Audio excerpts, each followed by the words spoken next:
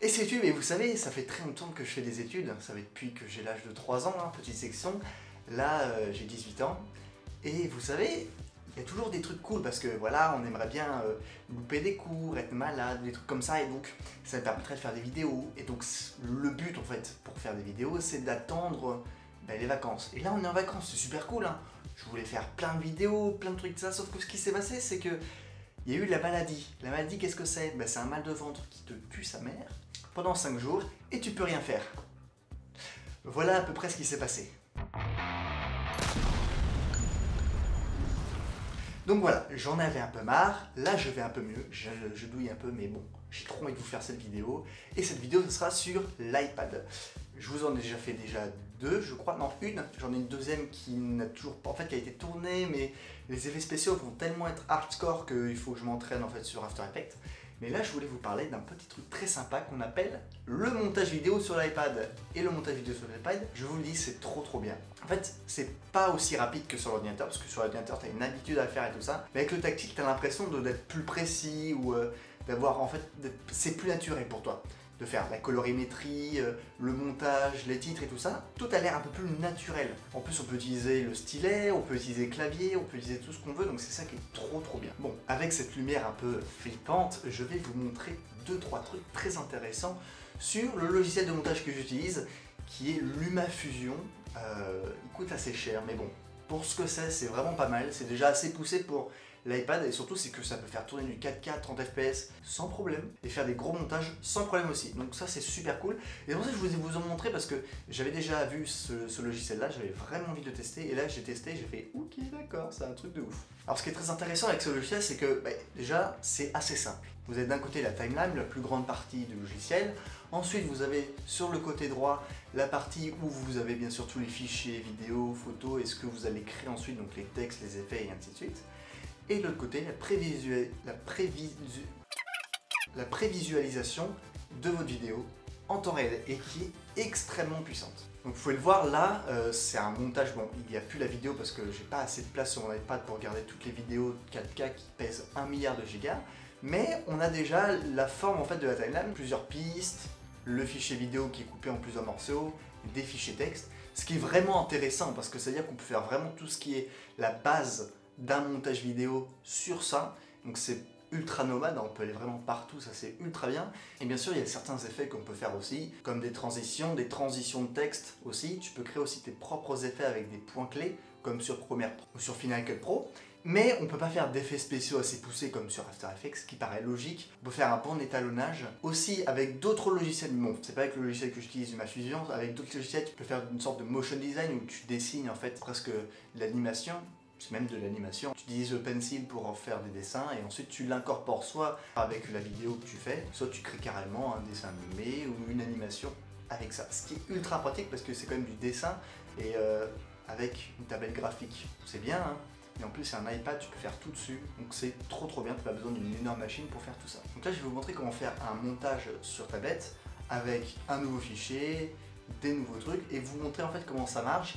Le seul petit point faible de ça, c'est toujours le stockage de fichiers. C'est un peu bizarre, en fait, on ne sait pas vraiment dans quel endroit il faut mettre vos fichiers pour pouvoir les mettre sur LumaFusion, ce qui est un peu chiant, c'est vrai. Mais bon, c'est déjà très agréable à utiliser, donc si c'est au début pour essayer de mettre tel ou tel fichier dans tel ou tel endroit, ça va être un peu compliqué, mais dès que vous avez l'habitude, ça passe direct. Donc là, on va créer un nouveau fichier pour une nouvelle timeline, pour ensuite faire un montage dessus, ce qui est un peu logique. Donc au début, vous choisissez bien sûr le nombre d'images par seconde, le format que vous voulez et tout ça. Donc je vais le faire avec vous. Donc on a le nombre d'images par seconde, moi je mets souvent 50, et bien sûr en 16 neuvième, ce qui paraît tout à fait logique. On peut mettre n'importe quoi, moi je vais mettre vidéo. Et c'est parti mon kiki. Là on arrive sur une timeline vierge, tout à fait normale, et on va cliquer sur le petit bouton en haut pour essayer de prendre des petits fichiers. On va prendre par exemple ce fichier là. Donc là on a le fichier vidéo et on va l'incorporer comme ceci. Donc là ce qu'on a, c'est qu'on a le fichier vidéo entier et on peut mettre n'importe quoi. On peut mettre un deuxième fichier vidéo, le même. On peut bien sûr mettre une musique. On peut aussi modifier. On peut aussi prendre la timeline et la mettre que en audio. Donc c'est ça c'est assez agréable. La vidéo c'est un truc de malade, vraiment. Ça fait, je sais pas, ça fait peut-être quelques... Merde, j'ai plus de batterie. Donc voilà, on peut enlever le son, on peut faire aussi des effets. On peut prendre des effets sonores. Si vous appuyez par exemple dans plus, vous pouvez faire voix off, option de la voix et ainsi de suite. C'est trop bien. Pour faire un effet, il faut aller dans le petit crayon et vous prenez après filtre passe-bande, filtre passe-haut par exemple. On va faire voilà, comme ça. Crurency, on va faire comme ça. Résonance, on va faire comme ça. Donc là, si on écoute, c'est incroyable. Un truc de malade. Vraiment. Ça fait, je sais pas, ça fait peut-être... Donc voilà, vous avez bien vu, il y a des sortes de double trucs. On peut faire vraiment ce qu'on veut niveau son. On peut faire la même chose, bien sûr, comme je l'ai dit, niveau colorimétrie. Donc ça, c'est vraiment agréable aussi à faire. Donc on peut modifier la vitesse, mettre plus rapide par exemple, ou beaucoup plus lentement. Bon, là, c'est très long. Bien sûr, vous pouvez modifier le son et des effets vidéo, bien sûr des luttes, du vignettage, de la correction, carrément des effets vraiment chelous qui peuvent être ultra stylés, hein. Vraiment, c'est vraiment pas mal. Des reflets, vous pouvez mettre vraiment ce que vous voulez et bien sûr avec ceci on peut bien sûr supprimer les effets et on peut par exemple mettre réchauffer et pouvoir modifier le contraste, les niveaux, la saturation, l'éclat, mais pas tout, hein. Vraiment il y a vraiment tout ce que vous voulez, hein. Vous pouvez vraiment modifier tout, ce qui est assez puissant. Et à la fin vous pouvez avoir une super colorimétrie de ouf. Bon là je fais un peu n'importe quoi, mais si vous voulez vraiment un bon truc, bah, vous pouvez gérer de ouf, hein. Vraiment, imaginons qu'on fasse un truc d'origine.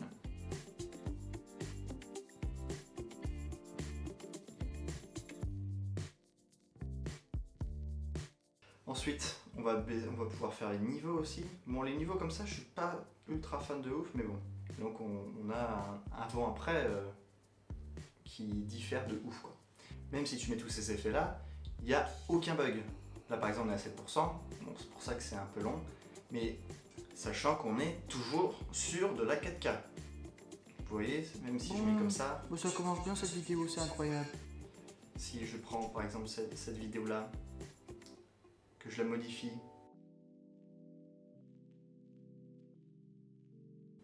que je mets les deux en même temps... Merde, j'ai plus de batterie. Oh non, j'ai plus de batterie. Il n'y a toujours pas de lag. Bon. On peut faire vraiment beaucoup de choses. Ce qui est très agréable parce que en fait c'est souvent ce qui peut être embêtant en fait à faire, c'est que il pourrait nous manquer plein de choses et en fait là on a toutes les possibilités d'un logiciel normal sur un iPad et que même avec tout ça on peut avoir sans problème Oh non, j'ai plus de batterie. 3 vidéos qui sont en même temps, donc ça c'est très agréable. Mais même avec ça on n'arrive à avoir aucun lag. 3 vidéos, ce qui est déjà assez lourd à prendre pour un ordinateur. Il faut avoir un bon ordinateur déjà pour faire ça, un bon processeur. Mais sur un iPad, hein, vraiment, et ça n'a aucun lag. Donc ça déjà c'est ultra puissant. Ça sera très long à vous montrer toutes les possibilités. Donc voilà, c'est un logiciel extrêmement complet. On peut mettre des multicams, on peut mettre des effets visuels comme audio. On peut même utiliser des points clés pour faire des effets. Donc c'est ultra poussé pour ce que c'est, hein, pour ce que c'est bien sûr. C'est pas le Premiere Pro ou le Final Cut. Mais c'est déjà ultra poussé pour ce que c'est. Et après, l'utilisation du pencil ou des trucs comme ça sont ultra polyvalents pour pouvoir faire des vidéos de super qualité. Par exemple, la vidéo que j'ai faite sur le sport, elle a été totalement montée avec l'iPad Pro. Je ne sais pas si vous avez vu la différence entre l'iPad Pro et Premiere Pro, mais moi j'en ai pas vu personnellement, donc je suis super fier de ce que j'ai fait. Donc voilà, j'espère que vous aimez cette vidéo, cette petite vidéo qui vous aura montré comment en fait, comment je fais pour faire le montage maintenant, parce que des fois je fais des vidéos ici et je les monte chez moi à Nantes, ou je les monte ici sur l'ordinateur, donc c'est un peu le bordel. Bien sûr, je fais peu de vidéos en ce moment parce que c'est très compliqué de faire des vidéos. Je suis en train de faire, comme j'ai dit, l'université, et donc je mets un peu de temps pour m'immiscer dans tous les devoirs et tout ça, ce qu'il faut faire. On a plein de trucs, il faudrait que je vous explique. J'ai fait un projet cette année en terminale, bon c'était il y a quelques mois, que j'ai aussi envie de vous montrer parce qu'il était complètement incroyable. J'ai plein de trucs, plein de projets. J'ai même un projet au mois d'avril, c'est pour vous dire comment je suis prévenant pour vous. Mais s'il y a un manque de vidéos, c'est tout à fait normal. Donc je vous dis à plus à la prochaine et merci.